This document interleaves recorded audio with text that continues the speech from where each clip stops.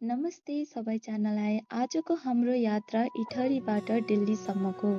हामी दुई दिदीबहिनी करिब 2 बजे काँकरभित्ता जाने बस चढिसकेका थियौँ र अहिलेको बाटो कन्स्ट्रक्सन भइरहेको कारणले गर्दा धुलो धुवाँ यति धेरै थियो कि ओहो। करिब 5 घण्टा बिग्रेको बाटो पार गरिसकेपछि हामी काँकरभित्ता बोर्डर पुग्ने लागिसकेका थियौँ।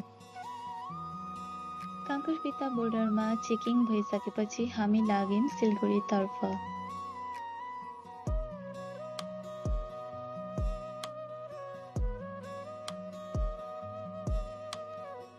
सिलगढी आइसकेपछि जानै पर्ने ठाउँ सिटी सेन्टर। यहाँ चाहिँ बेलुकाको समयमा एकदम नै रमाइलो हुन्छ। बाहिरको लाइटिङ अनि मान्छेहरूको भिडभाडले गर्दा यहाँ घुम्न, हेर्न र विन्डो सपिङ गर्न पनि एकदमै रमाइलो हुन्छ।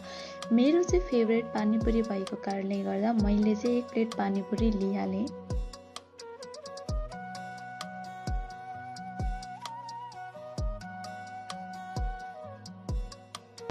विन्डो सपिङ गर्दै जाँदा मैले देखेँ ड्राई फ्रुट्स। ओहो, यति धेरै किसिमको ड्राई फ्रुट्स थियो कि मेरो बहिनीले त टेस्ट गरे नै भयो।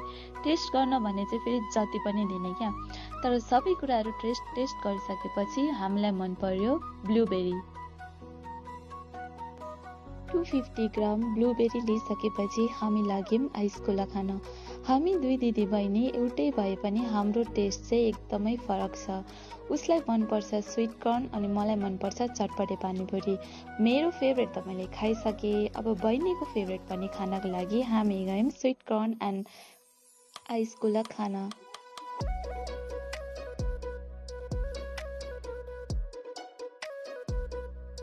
त्यसपछि हामी होटल रुम बुक गरिसकेर होटल पुगिसकेका थियौँ र आफ्नो डिनर पनि अर्डर गरिसकेको थियौँ। हाम्रो डिनरमा रहेको थियो chicken cutlet, chicken wings and मेरो फेभरेट टमाटरको अचार। त्यो देख्दा चाहिँ म कन्ट्रोल गर्न सकेको थिइनँ र मैले हतार चिकन विङ्स पनि खाइसकेको थिएँ। यसरी नै बिहानको पनि नास्ता आइसकेको थियो र मैले चाहिँ बिचबिचमा भिडियो बनाउन पनि भुलिरहेको थिएँ। हाम्रो त्यो दिन चाहिँ दिल्ली जाने दिन थियो र ट्रेन पुग्नुपर्ने थियो ट्रेन स्टेसन र हामी आफ्नो नास्ता गरेर रेडी भएर हामी लाग्यौँ ट्रेन स्टेसन।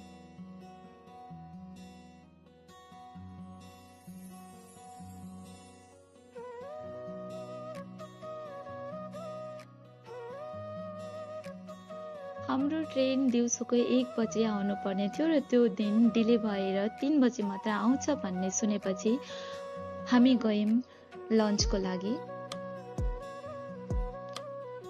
लन्चमा चाहिँ के लिने भनेर हामी दुई दिदी बहिनीको कुरा हुँदै थियो र मेरो बहिनीले चाहिँ म चाहिँ नखाने भन्ने जस्तो कुरा गरेपछि मैले अर्डर गरेँ चिकन बिरयानी। त्यसपछि मेरो चिकन बिरयानी पनि आइसकेको छ र हामी निस्क्यौँ बाहिर। अनि मलाई चाहिँ एउटा कुरा एकदमै हाँस उठिरहेको छ कि मैले कतै रिल्स र टिकटकमा देखेको थिएँ कि ट्रेनभित्र एकजना जाने अनि फेरि बाहिर आएर अर्कोलाई लगेर ट्रान्जेक्सन गर्ने।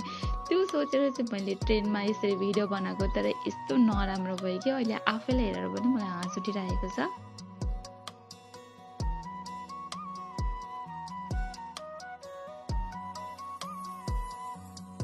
फाइनली हाम्रो राजधानी एक्सप्रेसको ट्रेन पनि आइसकेको छ र हामी धेरै एक्साइटेड छौँ कि हामी सानोमा एकचोटि ट्रेन चढेको थियौँ र यो चाहिँ हाम्रो सेकेन्ड टाइम हो। राजधानी एक्सप्रेसमा 2 AC को टिकट बुक गरिसकेका थियौँ र हामीले आफ्नो सिट पनि ढोकाकै छेउमा भेटिसकेको छौँ र बहिनी पनि आफ्नो सिटमा गइसकेको छ। हाम्रो सिट चाहिँ यही नै रहेको छ, फर्स्टमै थियो।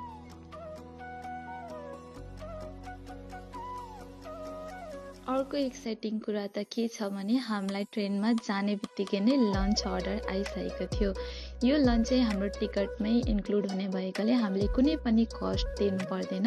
यसरी हाम्रो ट्रेन पनि स्टार्ट भइसकेको थियो र हामीले आफ्नो लन्च पनि पाइसकेको थियौँ।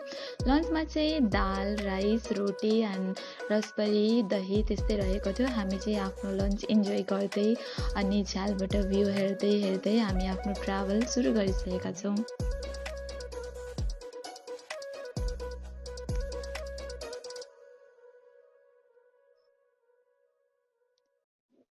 लन्च पनि सकिसकेको छ र यसरी बाहिर हेर्दै हामी हाम्रो यात्रामा अगाडि बढिसकेका छौँ र बाहिर हेर्दा यति रमाइलो थियो कि हरियाली मकै नै मकै, यति धेरै मकै थियो अनि चिया पनि एकदमै धेरै ल्याइदिइरहेको थियो कि चिया खाँदै जाँदै यस्तो रमाइलो भइरहेको थियो। हाम्रो लन्च सकिने बित्तिकै हामीलाई चाहिँ स्न्याक्स आइहाल्यो किनभने हाम्रो ट्रेन डिले भएको थियो नि त, त्यही भएर उनीहरूले लन्च सकिने बित्तिकै स्न्याक्स पनि दिइसकेका थिए। यति बेला भने बिहानको 7 बजिसकेको थियो र हामी करिब दिल्ली पुग्ने क्रममा थियौँ र बिहान 7 बजे हामीलाई ब्रेकफास्ट भने चिया र बिस्किट्स पनि ल्याइदिइसकेको थियो।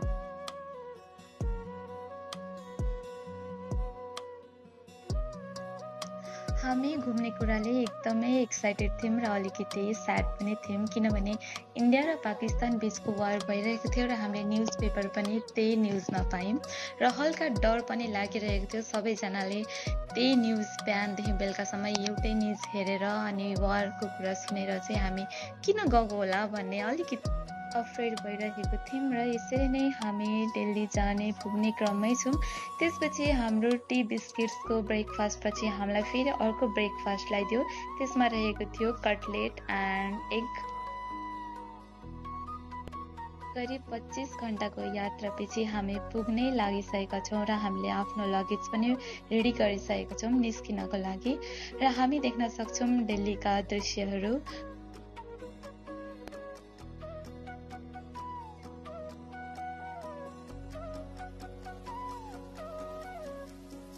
यसरी हामी दिल्लीको लास्ट स्टेसनमा पुगिसकेका छौँ र त्यहाँ पुगिसकेपछि हामीलाई अलरेडी मम्मीहरू लिन आइसक्नु भएको थियो। पिङ्क सर्ट लगाएर आउनु भएको रहेछ। हामी चाहिँ Pinky Panky. Okay guys, if you are liking this video please do like, share and subscribe. Bye by.